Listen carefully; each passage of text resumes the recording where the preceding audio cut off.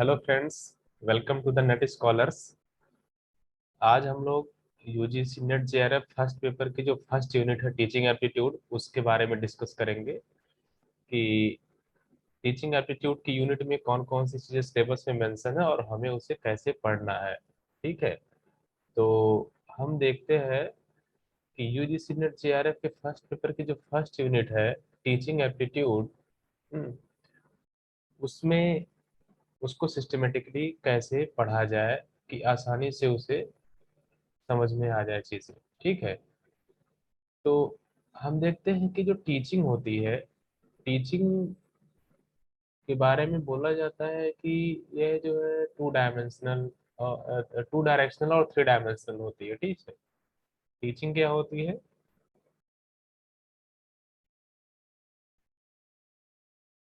यह जो है टू डायरेक्शनल होती है और थ्री डायमेंशनल होती है।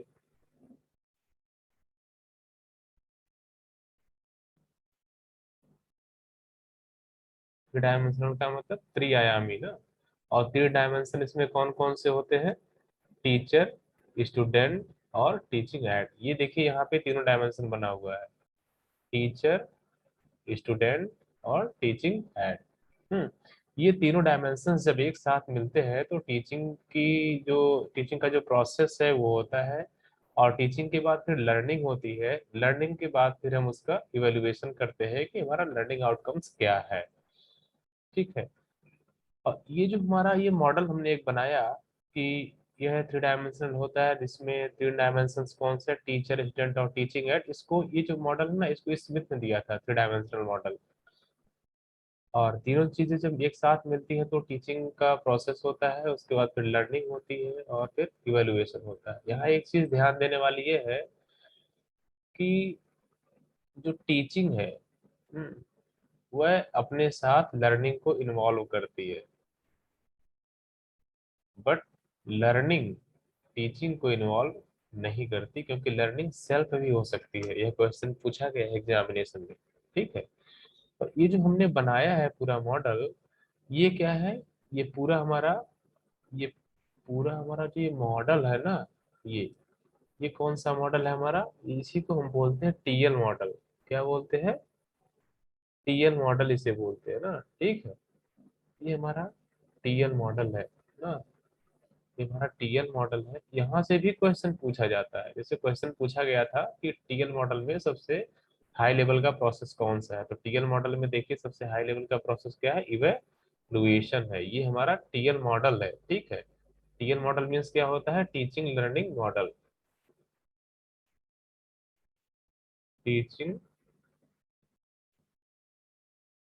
Learning model. ठीक है, और यहाँ से लेकर के लर्निंग तक का जो प्रोसेस है उसको बोलते हैं ट्रांजैक्शनल प्रोसेस। और यहाँ से लेकर के इवैल्यूएशन तक का जो प्रोसेस है इसको बोलते हैं ट्रांस सॉरी, ये जो है ट्रांसफॉर्मेशनल प्रोसेस है। ठीक है, क्या है? ट्रांसफॉर्मेशनल प्रोसेस है।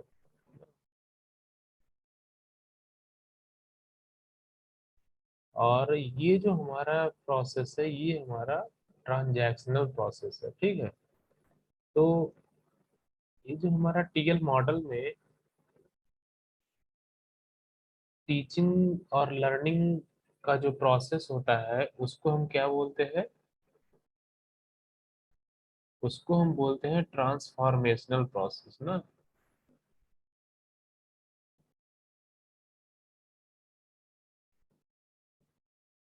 Transformational process. और लर्निंग से लेकर के इवैल्यूएशन तक का जो प्रोसेस होता है इसको हम बोलते हैं ट्रांजैक्शनल प्रोसेस। ट्रांजैक्शनल प्रोसेस, ठीक है, ये ट्रांसफॉर्मेशनल प्रोसेस होता है, ये ट्रांजैक्शनल प्रोसेस होता है। ट्रांसफॉर्मेशनल प्रोसेस ये चूंकि आइडियल होता है तो इसमें रिवार्ड और पनिशमेंट की बात नहीं होती है। ट्रांजैक्शनल प्रोसेस में रिवार्ड और पनिशमेंट की बात होती है। आप अगर पास हो जाएंगे तो आपको रिवार्ड मिलेगा, फेल होंगे तो आपको दंड मिलेगा, ठीक है। ओके, तो रिवार्ड और पनिशमेंट की बात ट्रांजैक्शनल प्रोसेस में होती है, इसको हमको ध्यान में रखना है, ठीक है। फिर उसके बाद हम देखते हैं टीचर से रिलेटेड कौन कौन से क्वेश्चंस आते हैं। देखिए, टीचर से रिलेटेड दो टाइप के क्वेश्चंस आते हैं, quality of a good teacher और factors affecting teaching related to the teacher, ठीक है। शिक्षक से संबंधित शिक्षण को प्रभावित करने वाले कारक, और एक अच्छे शिक्षक के गुण, दो टाइप के क्वेश्चंस आते हैं। स्टूडेंट से रिलेटेड कौन कौन से क्वेश्चन आते हैं, यहाँ से भी आते हैं, quality of a good student पहला, और दूसरे टाइप का क्वेश्चन आता है factors affecting teaching related to the student, ठीक है, रिलेटेड टू द स्टूडेंट। तो दो टाइप का क्वेश्चन यहाँ से भी आता है। एक और क्वेश्चन यहाँ से पूछा जाता है स्टूडेंट से रिलेटेड, जिसको हम बोलते हैं individual differences, ID, individual differences या वैयक्तिक भिन्नताएं। वैयक्तिक भिन्नताएं कौन कौन सी है, इंडिविजुअल डिफरेंसेस कौन कौन सी होती है, ये होती है कॉग्निटिव, सोशल, इमोशनल और एजुकेशनल, चार टाइप की इंडिविजुअल डिफरेंसेस होती है स्टूडेंट्स में। इसके बारे में क्वेश्चंस आता है कि सोशल डिफरेंसेस कौन कौन सी होती है। फिर उसके बाद टीचिंग एड से कौन कौन से क्वेश्चन आते हैं। टीचिंग एड को दो पार्ट में डिवाइड कर सकते हैं आप, ये टीचिंग सपोर्ट मटेरियल है बेसिकली। टीचिंग एड क्या है, टीचिंग सपोर्ट मटेरियल, ट्रेडिशनल और मॉडर्न, ठीक है, ट्रेडिशनल और मॉडर्न। ट्रेडिशनल में क्या आता है हमारा, टेक्स्ट बुक मेथड और ब्लैक बोर्ड मेथड, और मॉडर्न में हमारा क्या आता है, आईसीटी बेस्ड, जिसमें हम स्वयं प्रभा और मूक्स की बात करते हैं, ऑनलाइन टीचिंग की बात करते हैं, ठीक है। उसके बाद आती है टीचिंग। टीचिंग से कौन कौन से क्वेश्चंस आते हैं। सबसे पहली चीज, टीचिंग का पर्पस क्या है। टीचिंग का पर्पस क्या है, ओवरऑल चेंज ना ऑफ ए स्टूडेंट। लर्निंग का क्या पर्पस होता है, behavioural change, needful behavioural change. Learning क्या होती है, सॉरी, टीचिंग का पर्पस क्या होता है, नीडफुल बिहेवियरल चेंज ना। और एजुकेशन का पर्पस क्या होता है ना, टीचिंग का पर्पस होता है नीडफुल बिहेवियरल चेंज, अपेक्षित व्यवहारिक परिवर्तन, अपेक्षित व्यवहारिक परिवर्तन ना। और एजुकेशन का पर्पस क्या होता है, ओवरऑल चेंज ना, ओवरऑल डेवलपमेंट ऑफ स्टूडेंट, ठीक है। टीचिंग से कौन कौन से क्वेश्चंस आते हैं, इफेक्टिव टीचिंग के बारे में क्वेश्चंस आते हैं कि प्रभावी शिक्षण क्या होता है, इफेक्टिव टीचिंग क्या होती है, बैरियर्स, प्रभावी शिक्षण में बाधा उत्पन्न करने वाले कौन कौन से कारक हैं, फैक्टर्स अफेक्टिंग टीचिंग ना, शिक्षण को प्रभावित करने वाले कौन कौन से कारक हैं, टीचिंग मेथड्स, शिक्षण पद्धतियां कौन कौन सी, इसमें स्टूडेंट सेंट्रिक और टीचर सेंट्रिक मेथड की बात होती है, ठीक है। फिर उसके बाद टीचिंग स्किल से क्वेश्चन आते हैं ना, टीचिंग फॉर्मूले से क्वेश्चन आते हैं, टीचिंग फेज से क्वेश्चन आते हैं। टीचिंग फेज कौन कौन से होते हैं, तीन टाइप के, तीन फेज होते हैं ना, प्री एक्टिव, इंटरएक्टिव और पोस्ट एक्टिव फेज, ठीक है। प्री एक्टिव फेज में हम लोग प्लानिंग करते हैं, इंटरएक्टिव फेज जो क्लासरूम में होता है, पोस्ट एक्टिव फेज जो असेसमेंट का होता है प्रोसेस ना, ठीक है। उसके बाद टीचिंग लेवल्स की बात होती है। टीचिंग लेवल्स कौन कौन से हमारे हैं, इसमें हमारा आता है मेमोरी लेवल आता है, अंडरस्टैंडिंग लेवल आता है और रिफ्लेक्टिव लेवल्स आता है। इसमें एक ब्लूम्स की टेक्सोनॉमी है, जो इसमें कुछ करेक्शंस किए हुए हैं, या उसके बेस पे हम देख सकते हैं कि उनकी टेक्सोनॉमी में कुछ नहीं है। जो मेमोरी लेवल, अंडरस्टैंडिंग लेवल और रिफ्लेक्टिव लेवल की बात होती है, तो ब्लूम्स ने क्या किया हुआ है कि मेमोरी लेवल उन्होंने, ठीक है, ऐसे ही है।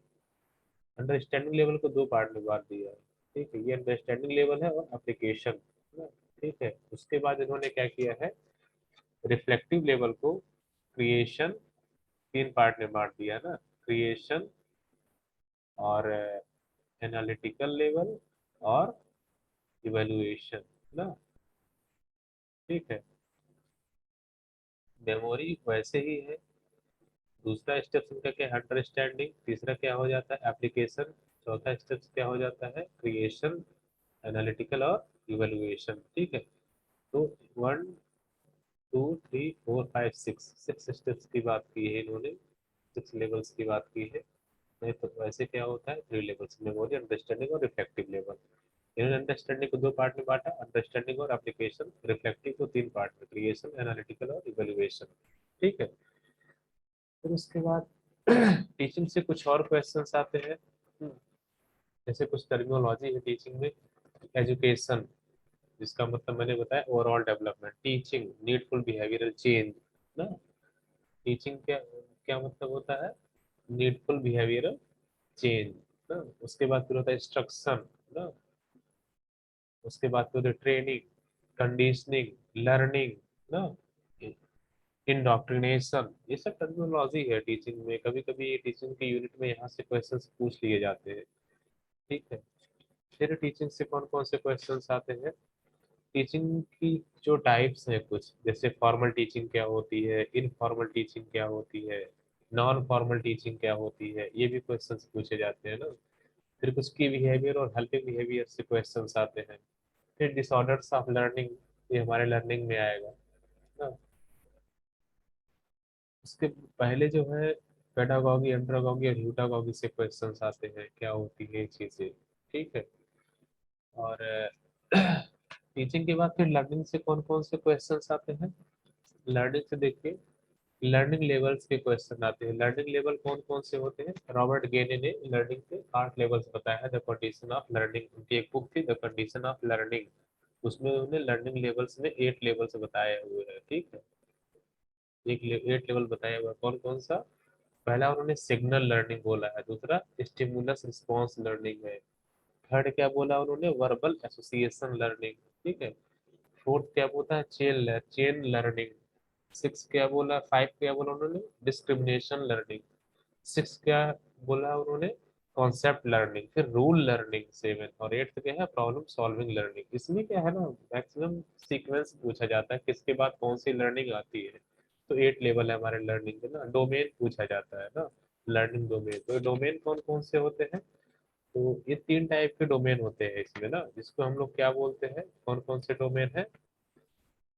कॉग्निटिव डोमेन होते हैं, अफेक्टिव डोमेन होते हैं, और साइकोमोटर डोमेन होते हैं। ठीक है। कॉग्निटिव, अफेक्टिव और साइको मोटर, 3 डोमेन होते हैं। फिर उसके बाद इफेक्टिव लर्निंग की बात होती है। उसके बाद फिर इवेल्युएशन से कौन कौन से क्वेश्चन आते हैं। क्वालिटेटिव इवेल्युएशन क्या होता है, इसमें कल एग्जामिनेशन आते हैं, मंथली, हाफ ईयरली और ईयरली एग्जामिनेशन। क्वालिटेटिव क्या होता है, क्वालिटेटिव में क्या होता है, डायग्नोस्टिक और क्लिनिकल मेथड हम लोग फॉलो करते हैं, समस्या identify a problem and solution of the problem. ठीक है। समेटिव क्या होता है, जो साल के अंत में हमारा होता है। ठीक है। कंटिन्यूअस एंड कम्प्रिहेंसिव असेसमेंट क्या होता है, इवैल्यूएशन क्या होता है, इसमें क्या होता है, हमारी टीचिंग, हमारी लर्निंग, हमारे एग्जामिनेशन, हमारे सिलेबस का जो असेसमेंट होता है, उसके इतर जो पूरा कैरिकुलम है, जो एक्स्ट्रा कैरिकुलम एक्टिविटीज होती है, वो भी इसमें जोड़ी जाती है ना। ये हमारा ओवरऑल असेसमेंट, हर चीज का असेसमेंट होता है इसके अंतर्गत। फिर फॉर्मेटिव असेसमेंट की बात होती है, ये अपने आप में इनफॉर्मल नेचर का है ना, क्योंकि ये जो सारे और असेसमेंट है इसके अलावा, फॉर्मेटिव असेसमेंट के अलावा जितने भी असेसमेंट या इवेल्युएशन है, सब फॉर्मल है, क्योंकि सब वेल स्ट्रक्चर्ड या प्री प्लान्ड होते हैं। ये अपने आप में नॉन इनफॉर्मल है। क्या है, इनफॉर्मल है। ये सिंगल इवेल्युएशन होता है जो इनफॉर्मल नेचर का होता है, क्योंकि ये प्री प्लान्ड और वेल स्ट्रक्चर्ड नहीं होता। ठीक है। ये ड्यूरिंग क्लासरूम होता है, टीचिंग लर्निंग इन्हेंसमेंट के लिए, ताकि लर्निंग आउटकम्स को बढ़ाया जा सके। ठीक है। फिर उसके बाद क्या आता है, स्टैंडर्ड रेफरेंस टेस्ट और क्राइटेरियन रेफरेंस टेस्ट, मानक संदर्भित परीक्षण और निकट संदर्भित परीक्षण। उसके बाद एकेडमिक परफॉर्मेंस टेस्ट आता है, इसमें मैक्सिमम परफॉर्मेंस टेस्ट और स्पेसिफिक आंसर बेस्ड टेस्ट होते हैं। इसमें क्या होता है, जो मैक्सिमम परफॉर्मेंस टेस्ट होता है, इसमें एक साथ कई सारे टेस्ट किए जाते हैं। ठीक है। और स्पेसिफिक आंसर टेस्ट क्या होते हैं, इसमें किसी एक खास क्वालिटी का हम लोग टेस्ट करते हैं, इसमें एक साथ कई सारी क्वालिटी का टेस्ट किया जाता है। ठीक है। तो ये सारे क्वेश्चंस है जो हमारे टीचिंग एप्टीट्यूड के यूनिट्स में आते हैं, और ये हमारा पूरा का पूरा सिलेबस है, कहाँ से किस टॉपिक से क्या क्या चीजें पढ़नी है, उसको इसमें डिस्क्राइब किया गया है ना। सिलेबस में जो चीजें मेंशन है वो उतना सिस्टमेटिक तरीके से नहीं लिखा हुआ है, कुछ चीजें आगे पीछे लिखी गई है।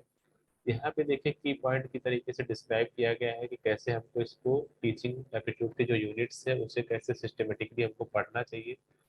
इसमें जो टीएल मॉडल होता है ये क्या होता है, एक एक टॉपिक से रिलेटेड क्वेश्चंस कौन कौन से क्वेश्चन से पूछे जाते हैं, इन सब की इसमें बात की गई है। ठीक है।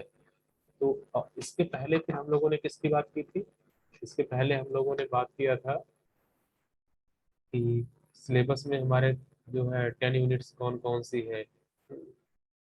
हमारे सिलेबस में 10 यूनिट्स कौन कौन सी है, तो हमने देखा था टीचिंग की यूनिट्स है। पहली यूनिट क्या है, टीचिंग है। उसके बाद रिसर्च है, कम्युनिकेशन है, आईसीटी है, comprehension, data interpretation, mathematical reasoning और लॉजिकल रीजनिंग है। Higher education policy, administration and governance है, पीपल इन्वायरमेंट एंड डेवलपमेंट है। ठीक है, हम लोगों ने उसमें देखा था कि 4 यूनिट है ये बिल्कुल कॉन्सेप्ट बेस्ड होती है। क्या होती है, कॉन्सेप्ट बेस्ड होती है। हम्म, और ये जो 4 यूनिट होती है ये बिल्कुल प्रैक्टिस बेस्ड होती है। ठीक है,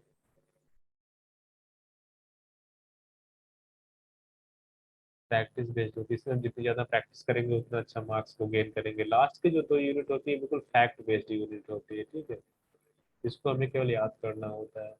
फिर हम लोगों ने देखा था कि इसमें 3 चीजें बहुत ध्यान देने वाली होती है। इसमें होता है पहला क्लैरिटी, सेकंड है कॉन्सेप्ट, और थर्ड है क्या, अप्रोच। अप्रोच का मतलब दृष्टिकोण, और अप्रोच में कैसा बनाना है एग्जामिनेशन में, एज ए टीचर हमारा अप्रोच होना चाहिए क्वेश्चन को आंसर क्लिक कर देना है। ठीक है, फिर हम लोगों ने अपने पहले लेक्चर में क्या देखा था कि जो चीजें सिलेबस में मेंशन की गई है वो चीजें क्यों मेंशन की गई है, क्या क्या चीजें हैं उसमें। ठीक है, तो उसमें हम ये सारी चीजों को देखे हुए थे।